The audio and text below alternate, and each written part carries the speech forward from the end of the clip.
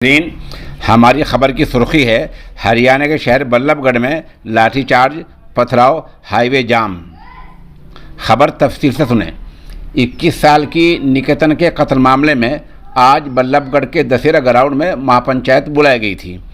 महापंचायत की मांग ये है कि कातिलों को जल्द अज जल्द फांसी की सज़ा दी जाए। इस दौरान उन्होंने दिल्ली आगरा हाईवे को भी जाम किया और नारेबाजी की। वहाँ पथराव हुआ और एक होटल में ज़बरदस्त तोड़फोड़ हुई है। पुलिस ने एक तरफ हालात को कंट्रोल किया, जहाँ उन्हें लाठीचार्ज करनी पड़ी मजबूरी में, और पुलिस के डीसीपी समेर सिंह का ये भी कहना है कि महापंचायत की इस तरह की कोई इजाज़त नहीं दी गई थी।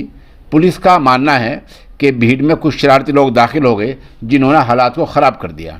ध्यान रहे कि इस कत्ल के मामले में मुलजिम तौसीफ, रिहान और एक उनका साथी जेल में है। ये कत्ल आज से एक हफ्ता पहले गुज़िश्ता पीर को हुआ था। ये एक लड़की का कत्ल हुआ था जिसकी उम्र 21 साल की है। हिफाजती इंतजाम सख्त किए जा रहे हैं। पुलिस लाइन की पूरी फोर्स बल्लभगढ़ पहुंच रही है।